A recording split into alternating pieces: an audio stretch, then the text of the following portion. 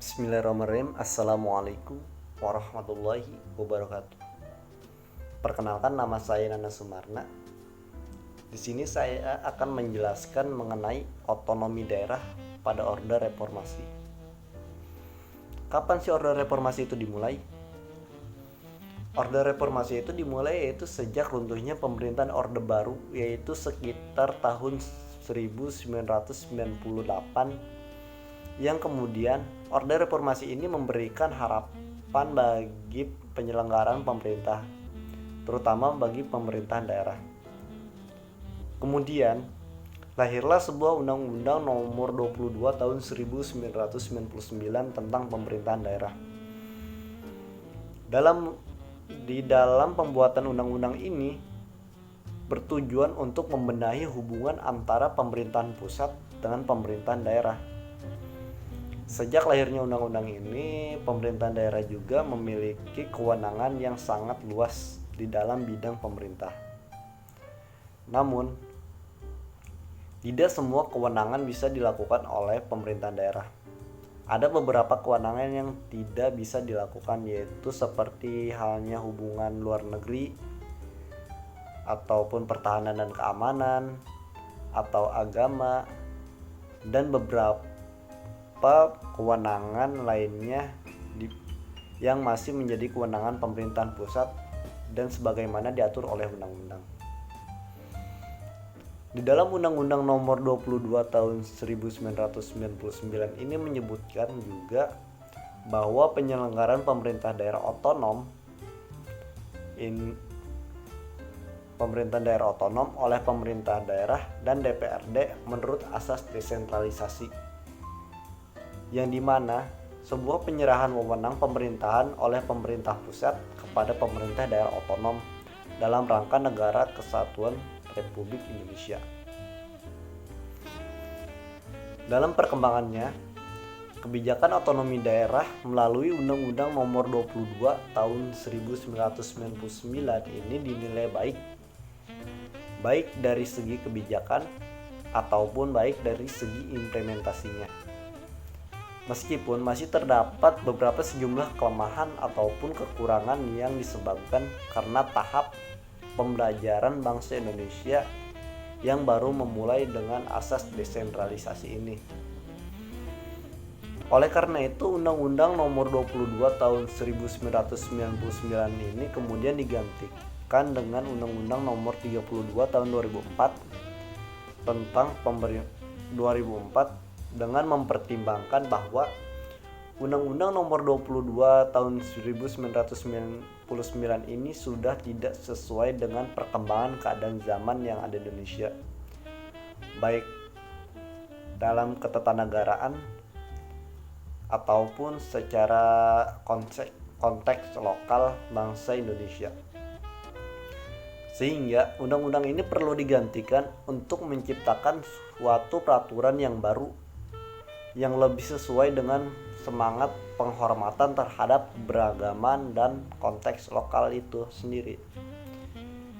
Dalam Undang-Undang Nomor 32 Tahun 2004 ini juga terdapat di dalam pasal 1 ayat 5 yang menyebutkan bahwa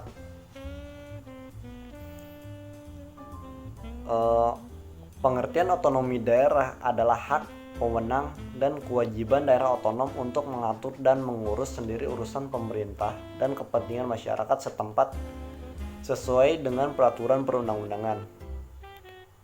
Di dalam undang-undang ini juga dijelaskan bahwa pemberian kewenangan otonomi daerah tersebut baik di kabupaten atau kota ini didasarkan kepada asas desentralisasi dalam wujud otonomi yang luas, nyata, dan bertanggung jawab.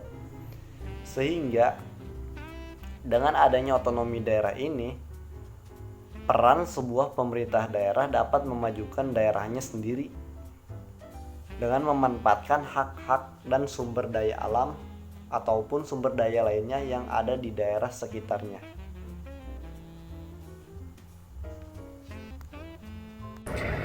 Bismillahirrahmanirrahim. Saya Fauzan Gufron, NIM 16 dari kelompok 5, akan melanjutkan pembahasan mengenai otonomi daerah pasca reformasi berdasarkan Undang-Undang Nomor 23 Tahun 2014 dan Undang-Undang Nomor 9 Tahun 2015. Menurut Undang-Undang Nomor 23 Tahun 2014, pemberian otonomi kepada daerah seluas-luasnya diarahkan untuk terwujudnya kesejahteraan masyarakat melalui peningkatan pelayanan, pemberdayaan, dan peran serta masyarakat. Di samping itu, melalui otonomi yang luas, daerah diharapkan mampu meningkatkan daya saing dengan memperhatikan prinsip demokrasi, pemerataan, keadilan, keistimewaan, dan kekhususan, serta potensi dan keanekaragaman daerah di dalam sistem negara kesatuan Republik Indonesia. Asas-asas penyelenggaraan pemerintahan dari Undang-Undang Nomor 23 Tahun 2014 yaitu A. Dalam menyelenggarakan pemerintahan digunakan asas desentralisasi, dekonsentrasi, dan tugas pembantuan. B. Dalam menyelenggarakan pemerintahan daerah menggunakan asas otonomi dan tugas pembantuan. Hubungan desentralisasi dan otonomi pada dasarnya adalah derajat kemandirian dari desentralisasi daerah-daerah otonom, yakni daerah yang mandiri. Tingkat kemandirian diturunkan dari tingkat desentralisasi yang diselenggarakan. Semakin tinggi derajat desentralisasi, semakin tinggi daerah otonom. Desentralisasi bertujuan untuk memperlancar pemerintahan, mengingat negara Indonesia mempunyai wilayah yang luas serta masyarakat yang pluralistik dari segi agama, budaya, ras, atau suku, serta aspek lainnya yang berbeda dalam bentuk maupun corak. Dengan demikian, daerah-daerah diberi wewenang untuk mengurus rumah tangganya sendiri untuk meningkatkan daya guna dan hasil guna penyelenggaraan pemerintah dalam rangka pelayanan terhadap masyarakat. Selanjutnya, apa itu asas dekonsentrasi?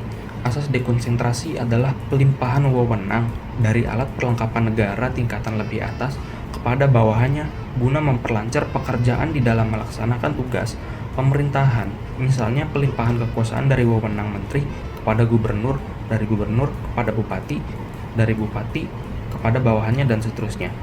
Mengenai pengertian diatur dalam pasal 1 angka 9 Undang-Undang Nomor 23 Tahun 2014 yang berbunyi, dekonsentrasi adalah pelimpahan sebagian urusan pemerintahan yang menjadi kewenangan pemerintah pusat kepada gubernur sebagai wakil pemerintah pusat, kepada instansi vertikal di bawah.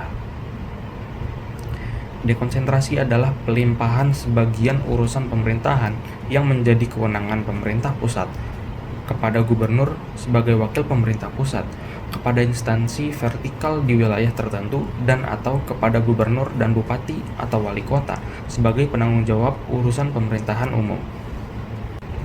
Selanjutnya yaitu Undang-Undang Nomor 9 Tahun 2015, yang mana undang-undang ini merupakan perubahan kedua dari Undang-Undang Nomor 23 Tahun 2014 tentang pemerintahan daerah. Perubahan dilakukan sebagai konsekuensi atas perubahan undang-undang tentang pemilihan gubernur, bupati, dan wali kota yang mengatur wakil kepala daerah dipilih secara berpasangan dengan kepala daerah. Sehingga perlu diatur pembagian tugas antara kepala daerah dan wakil kepala daerah agar tidak terjadi disharmoni, dan perlunya pengaturan mekanisme pengisian jabatan kepala daerah dan wakil kepala daerah dalam hal terjadi kekosongan jabatan untuk meneruskan sisa jabatan. Selanjutnya, apakah yang menjadi pertimbangan adanya Undang-Undang Nomor 9 Tahun 2015 yang merupakan perubahan kedua atas Undang-Undang Nomor 23 Tahun 2014 tentang pemerintahan daerah?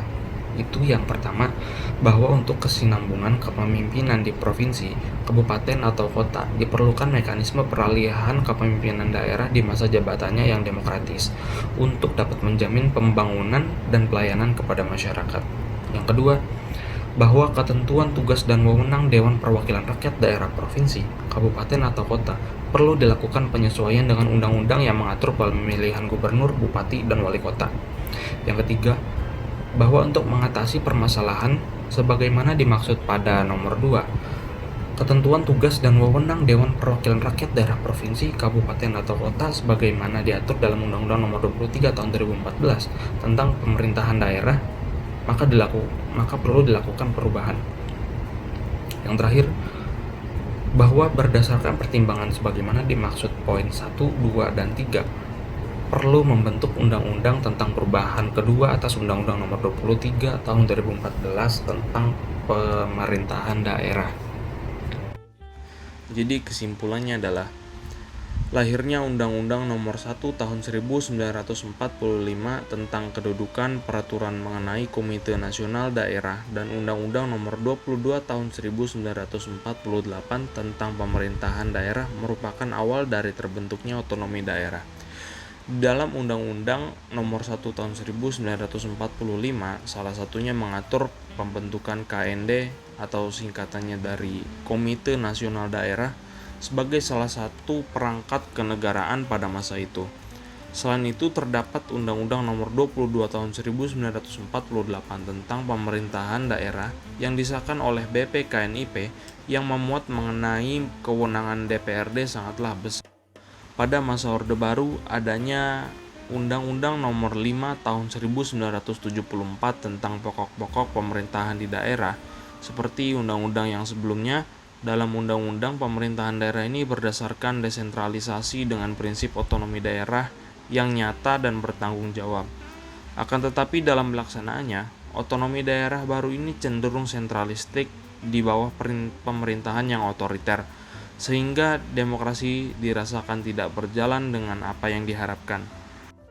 Selanjutnya yang terakhir, otonomi daerah pada periode reformasi ditandai dengan lahirnya Undang-Undang Nomor 22 Tahun 1999 tentang pemerintahan daerah.